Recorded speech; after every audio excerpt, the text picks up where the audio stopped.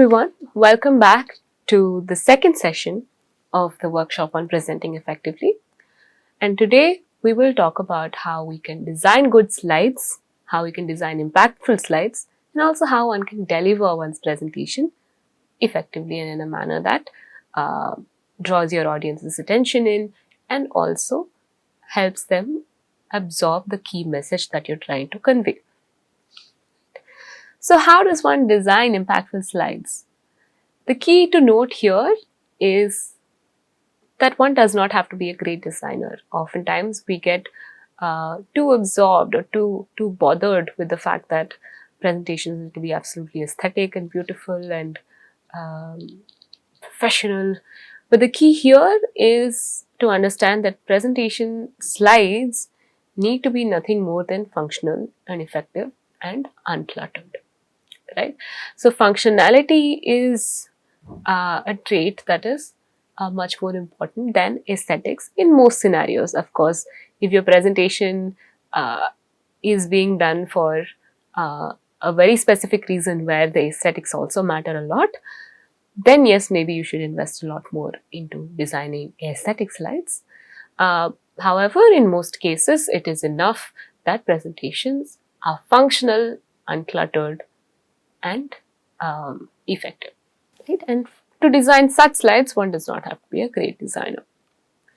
So let's get into it. Let's look at what a slide deck can have, how you can structure your slide deck and have different sections so that your audience can actually find this visual accompaniment as an enhancement to your presentation, not as something that is an obstacle. Right? Of course, there's the cover slide, which we all begin with, which is necessary, where you put the title and the image if needed. And there's an overview slide, which again I believe is necessary because it indicates the objectives of your presentation. It tells the audience that you have a plan, that you have a structure, that you have planned this out, and that this is not impromptu and free-flowing. And then a textual slide can be used as needed. It's the textual slide where you have your bullet points, not more than 6 bullet points per slide, in legible font and as minimal text as possible. And then visual slides can be slides that have images, again, that are relevant to the content of your presentations. Images that add to your presentation in a substantial manner, not just pictures that look good or are remotely relevant to your presentation, right? Unless they contribute to the presentation substantially, visual slides can be done away with. Charts and graphs, again, are very useful for visualizing data. Infographics, for instance, are a very good way of conveying data to your presenters, to your audience, especially when when your audience is not necessarily specialized in the area that you're specialized in.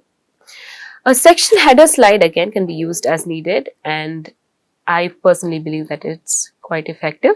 A section header slide is a slide such as this, where I'm signposting exactly where I am in the presentation and connecting this to the overview slide where there were the 3 main elements of a presentation, and it tells the audience that I'm at the second part of this journey, right? So it helps the audience also mark where they are in the presentation. A summary slide again is necessary. It's where you talk about the call for action and you summarize your key message, the main takeaways from your presentation as well. And then the thank you slide, which is preferable to indicate conclusion. So these are the kind of slides that you can use, like the things that you can remember when you're creating a slide deck. In the age of technology, we have no dearth of good templates, and using these templates does not require any level of expertise at all. Some of the websites that one can refer to are Prezi, Google Slides, Canva, or you could always simply opt for Microsoft PowerPoint. All of these work really well. With some tinkering, you can also design really good slides with all of these platforms. Let's move on to think a little bit about the kind of images that one uses in presentation and the formatting of the slides that you're about to design. Now, formatting is again a very important aspect. Well formatted slides look professional and are easier for your audience to read and understand. So just let's look at some points one by one. Use images only from Creative Commons, otherwise always cite. So if you're using images from the internet, it is better always to use images that are free from copyright or that are licensed under Creative Commons so that they can be used for personal or for academic purposes without the risk of any breaching of the law. If you're using a source that is copyrighted, however, you can always cite the author so that that author or the photographer or whoever's owning that photo, whoever owns that photo, gets credit for it, right? So if you're using something that is copyrighted, then citation is important. Citation of the source and who that photo is owned by is important.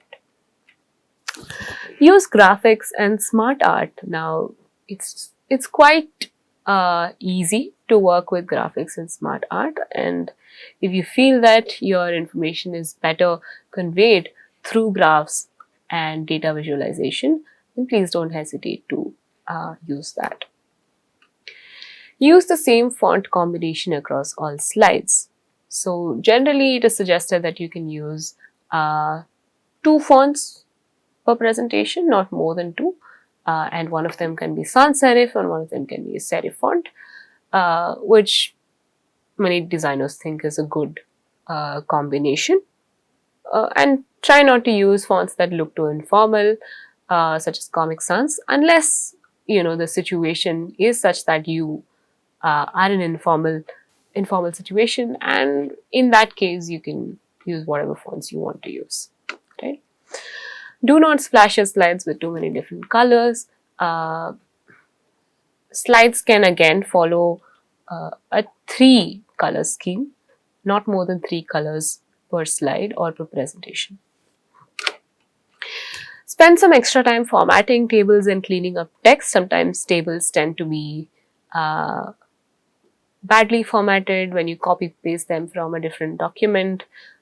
So take an extra minute or 2 to format those tables and clean up text so that your slide deck looks uniform and all your slides look uniform.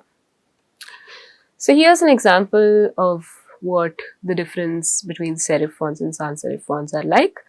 So serifs are intended for a long sequence of words that exceed 1 line. They have little feet that guide the letters into each other so that the letters appear connected. And serifs possess varying line weights that help the eye identify the letter quickly. Now, some of the most common serif fonts that we know are Times New Roman, for instance. Times New Roman 0.12 is a standard font that a lot of people use for publishing research papers. And most newspapers also, I think, use some variation of Times New Roman, right? Sans serif fonts, on the other hand, the word sans means without. So sans serif means without serifs, without those little feet at the end of each letter, right? These letter forms are bigger and bolder, and sans serif typefaces are usually used in children's books because of their simplicity, but some believe that they are more difficult to read, so they are usually used in short bursts like headlines, subtitles, and captions. Arial, which is the default Microsoft Word font, is a sans serif font. Again, it has a neutral sort of stable, conformist sort of personality, which works well if you do not want to guise or disguise your content in a font that has too much personality, right? Great. So that's about sans serif and serif fonts. Can be useful to learn a little bit about typography if you're trying to design good slides. So here's an example, a closer example that indicates how sans serif font and serif font are different. Serif fonts have these ascenders and serifs and descenders that clearly differentiate them from sans serif fonts which do not have any little feet at the end of each letter, right? Great. So here's an example of how just a little bit of formatting can make a table much more readable. So these two tables are exactly the same. They are conveying the exact same information. However, the table on the left is definitely much harder to understand or read.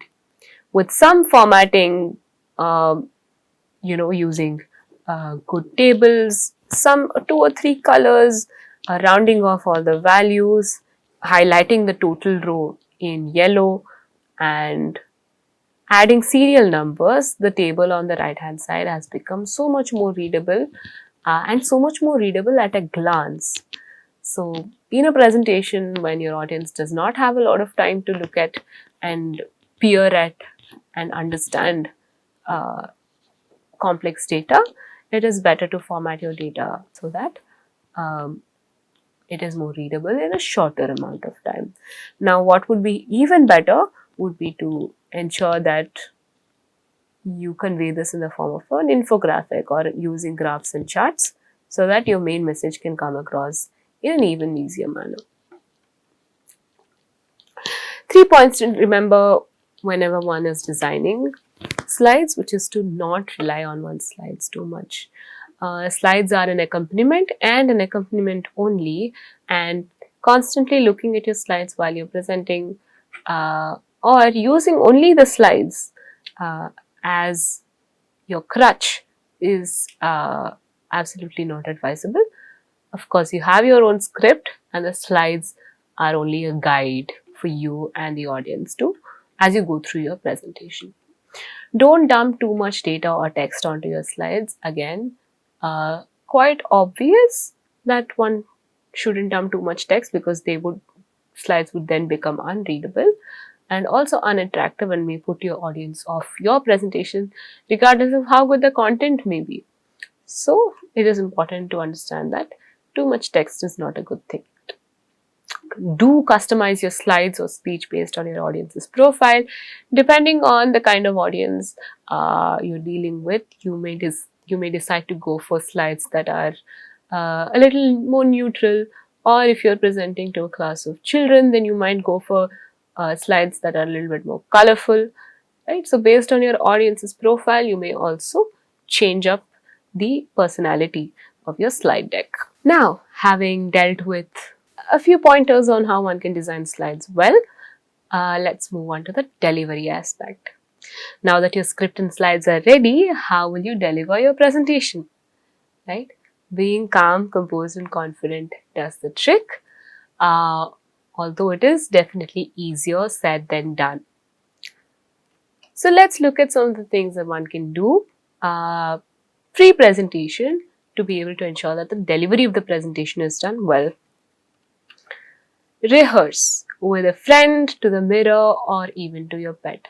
Rehearsal is a very, very important aspect of preparation, and it does wonders to the overall outcome that you will have with your presentation. So rehearsal is absolutely important, and doing it in front of the mirror is even better so that you can find out what your verbal tics are, what your physical tics are, so that you can work on those tics later on.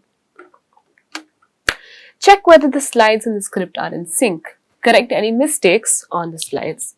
Sometimes when you change up your script at the last minute, your slides may not be in sync with the script that you have. So when you quickly go through the slides and the script together right before the presentation, you'll be able to find out if there are any mistakes, if there's any problems in synchronization. You can correct those mistakes even if it is at the last minute. Have your script or outline with you, use it if necessary. Now, some may disagree, some may say that you must not have a script or an outline with you and that your presentation should be completely spontaneous. Again, that's a matter of preference. I prefer that I have a script or an outline with me, and I use it if it is necessary, and I find that it works better for me. So it is completely okay to have a script or an outline with you, and you can use it if you find it necessary. Go early If it's on Zoom, figure out the technical stuff well in advance.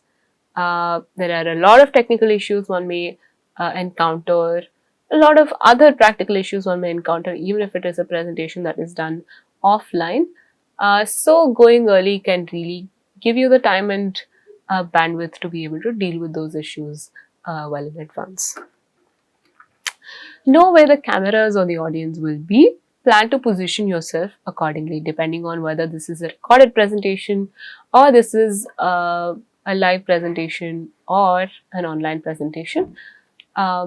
You can look at what your setting looks like, what the presentation setting looks like, and position yourself accordingly. You may look into the cameras. If it's a recorded presentation, you may look at the audience from left to right. If it's a live presentation, or if it's a online Zoom presentation, then you can look at the judges or your audience or the most important people for whom the presentation is intended. Dress well. What you wear makes a ton of difference to how you present. Of course, self-explanatory and fairly obvious. Dressing well makes a lot of difference to how one feels about presenting that day, on the day of the presentation. And dressing in functional, effective and comfortable clothes is key to keeping oneself in a good zone that will help one do the presentation better. Breathe, be calm, speak slowly and clearly. Speak slowly and clearly is a point that is particularly important because in most presentation situations where there are high stakes presentations or extremely stressful situations, one tends to speak faster than normal. However, in presentations, that is not ideal. So regardless of, again, easier said than done. So generally, by breathing, being calm, and speaking, consciously trying to speak slowly and clearly, one's presentation experience can become better. Wrap up within time, do not extend your speech. Wrapping up within time again is an important, is absolutely essential aspect of doing your presentation well. No one likes to listen to people go over their time, over the stipulated time, and that only means that you're losing your audience's interest, regardless of what content you have to convey. So again, advisable not to extend one's speech beyond the stipulated time. The opening and conclusion, the delivery of your opening and conclusion can be made more impactful through a few strategies. So in the opening, you may ask a rhetorical question, for instance. A rhetorical question is a question that you pose to the audience but do not expect an answer to. It is only used for emphasis.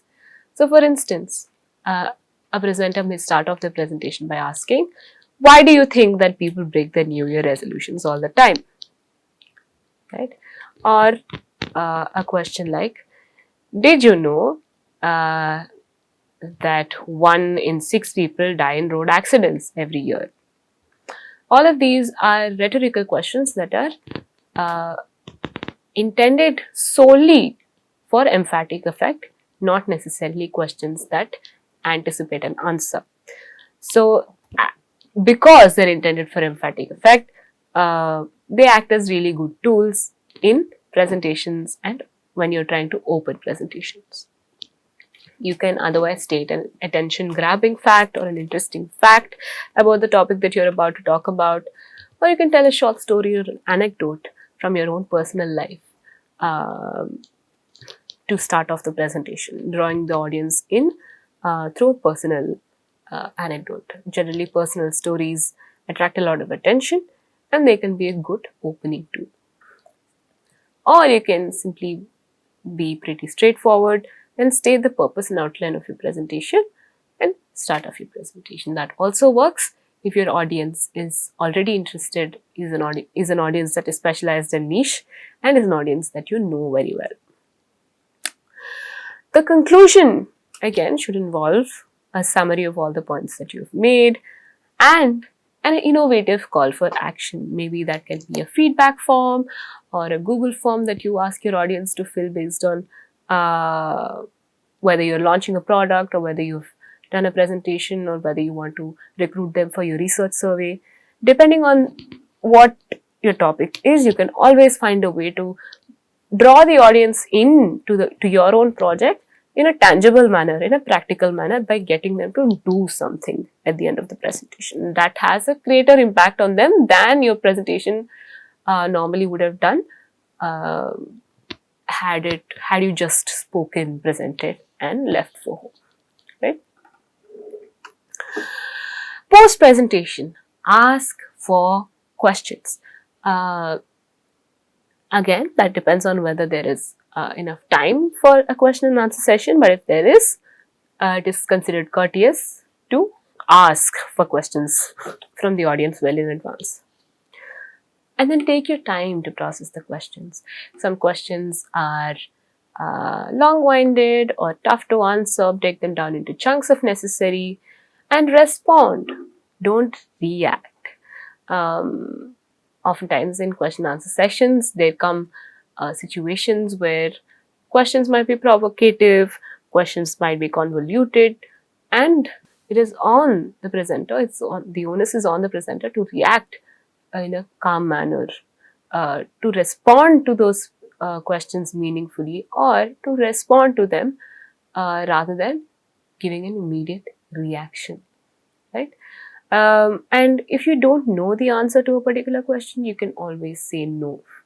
You can always say that you do not know the answer. You can always admit that you do not know the answer, and suggest that they can take this discussion forward later on outside of the session. And it's completely okay to do that. So that is the end of this two-part session on presenting effectively. The main takeaways from these two sessions are three main points. First point is that preparation is key. No one, not even the most accomplished orators, can get away with a lack of preparation. So sitting down and getting to work on your presentation, on the core message of your presentation, on the script of your presentation can actually do wonders for how well your presentation turns out. The second point is you do not have to be a great designer to design good slides. You only need to know where to look. You only need to tinker around, use the many free resources that you have, and craft a functional, effective slide deck. Doesn't have to be the most aesthetic slide deck, but a functional slide deck. The final point is that minimalism wins. Crisp and clear presentations always gain a lot more interest than long drawn out ones. Presentations where you stick to your time, where the slides are uncluttered, where you deliver your presentation without too much hassle. These presentations generally garner a lot more interest than presentations that are long drawn out.